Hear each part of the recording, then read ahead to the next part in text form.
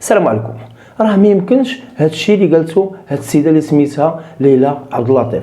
سبق لها تنبأت بهذا الشيء كله اللي وقع في المغرب.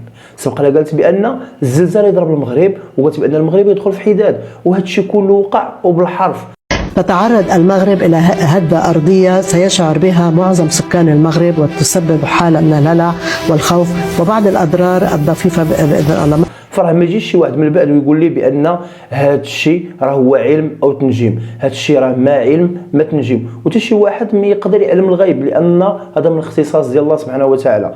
وانما الحقيقه هي ان هذه السيده تعطيوها المعلومات منظمات وجهات خارجيه، ناس هما اللي كيتحكموا دابا في العالم. بزاف ديال الناس ما غاديش يتيقوني في هذا الكلام، ولكن الاخوان هي هذه الحقيقه. وشكون اللي كيثبت الكلام ديالي هو هذا الفيديو اللي غادي تشوفوه دابا قدامكم. بس تقبضي ما دخلك؟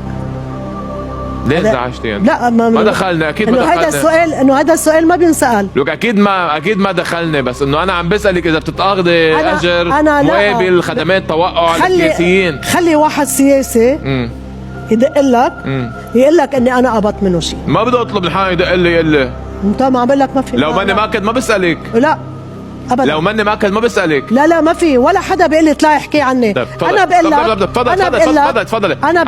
عم جرينا عامل شيء ما بدي اعمله. تفضلي شوفي لو سمحتي. شو بدي اشوف؟ تفضلي. من فرنسا بنك ليلى عبد اللطيف. نعم. 150,000 دولار. وشلت الاسم انا قصدا لانه ما بدي اقول. انا وين جايبه؟ من فرنسا بنك ليلى باسم ليلى عبد اللطيف. شيك بتاريخ 8/11/2012. ما لك حق تجيبه. الي حق صار ساعه عم بسالك لا. ما لك حق. الي حق. ما لك حق، واذا بتخلي تشيك انا لا تفضل. انا بفيلم الحلقه. ليلى اخر همي انا بفيلم الحلقه. ليلى. اذا ما بتشيله فلي انا عم بقول لك. طيب شيلوا ما خصك وما دخلك، ومين اللي اعطاك تشيك انا بدي اعرف. مين اللي اعطاك تشيك؟ لا قولي لي باسم مين. وين لك حق تجيب تشيك اصلا؟ انت وين لك حق تجيب تشيك؟ وين لك حق تجيبه؟ طيب ما عم بسالك وصلني الشيك. ما دخلك. انا ما بقول لك ما خصك مين اعطاني اياه، انت ما خصك.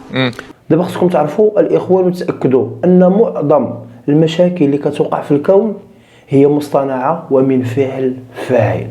هذه هي الحقيقه. السلام عليكم.